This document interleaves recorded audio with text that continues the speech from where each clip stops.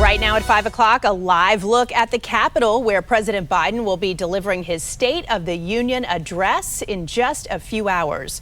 Roads are closed around the Capitol complex, and temporary fencing is up as part of tightened security. The president has been reviewing and practicing his speech. His second State of the Union comes at a pivotal time as he deals with a number of challenges, including the economy. Tonight, 7 News has team coverage of what you can expect and what your local lawmakers are saying ahead of this speech. Our Jonathan Elias starts our coverage. He is live from the Capitol tonight. Hi, John. Hey, Allison, and it's so interesting when you talk to lawmakers here on Capitol Hill. Here, this is kind of the Super Bowl. The State of the Union address is a very big deal. And lawmakers from both sides have their own take about what they expect and what they think the president should talk about. Clearly, the Democrats have their talking points and the Republicans have theirs. If you're somewhere in the middle, you're kind of drowned out by what you hear from both sides. But a lot of folks at home have their own interests about what they would like the president to talk about. Many people have been touched by the scourge of fentanyl and opioid overdoses in our country. A lot of attention is being paid to the southern border, what's happening there with the migrants. There's so many things that really are on the plate of the president to talk about. Our chief political correspondent, Scott Thuman, who has been covering Capitol Hill as a full-time job. And Scott, I can't think of a State of the Union address where there have been this many topics that the president could talk about. Well, it's a good point. I mean, sometimes these all kind of blend together, Jonathan, but you are right that there is just a very large laundry list these days, not just for the president, but for all of Washington to try and tackle. You pointed out some of them there.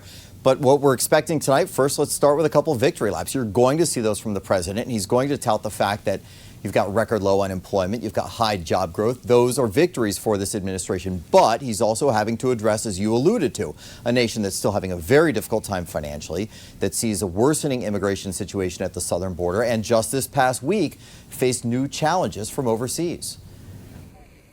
It's in this very institution that President Biden had notable successes, historic investments in infrastructure, healthcare, and climate. But convincing this body now, and America at large, he's on the right path has gotten trickier because there's a contradiction to what he said this time last year. We are stronger today than we were a year ago, and we'll be stronger a year from now. Long-ranging polls indicate a worrisome trend, a consistent downward slide among those who feel the State of the Union is strong, from 55% back in 2018 to just 39% now.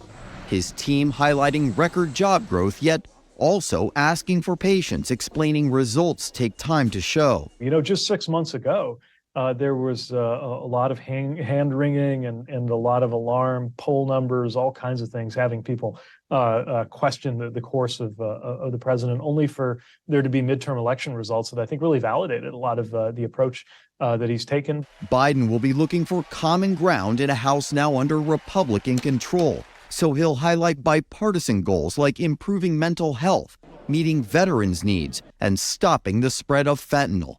But Republicans say a perceived lack of teeth in pushing back against China will also need addressing. To me, that was more than a balloon. It was a message to America, a finger in the eye to the president. And every time you project weakness historically, you always invite aggression. Though ultimately they claim it's about people's wallets, and right now critics argue the State of the Union is a struggle. People are still trying to make decisions. Do you fill the car or do you buy groceries? Let me ask you this, Scott, because if that wasn't enough as far as topics to discuss, what else are we expecting from President Biden tonight? Well, one of the things that Secretary Buttigieg told me this afternoon is that there's kind of an underlying theme here of how to finish the job. In other words, he's saying Democrats have passed a lot, the Congress has passed a lot, the president has signed plenty, but some of these issues take time before they come to fruition. Infrastructure, for example, not everything's a shovel-ready project, so in the next year or so you'll see some of the benefits. So they're urging a little bit of patience for Americans who may be fed up, but also quickly, Jonathan, if I may, many are also curious to see tonight if the president uses this speech to telegraph his next move. In other words, could it serve as a warm-up act before possibly declaring his re-election bid? More than a few people are going to be listening for that. Scott Thuman, thanks very much from our Capitol Hill Bureau. We appreciate that. And again, we'll be staking out here at Capitol Hill, waiting for the speech tonight, which is at 9 o'clock. We will have that speech on for you live here on ABC 7. And just a heads up, if you're going to be moving around or coming toward the Capitol area, there are a number of roads that have been closed down in preparation for tonight's speech and all the folks from Congress that will be coming here to listen to it. So you want to go to WJLA.com. You can keep an eye there as the map will indicate which roads are closed. But the best advice I can offer you up, if you need to come toward the Capitol, don't drive. It is going to be gridlock when they start closing down the roads and people are trying to navigate their way around. Allison? All right, John.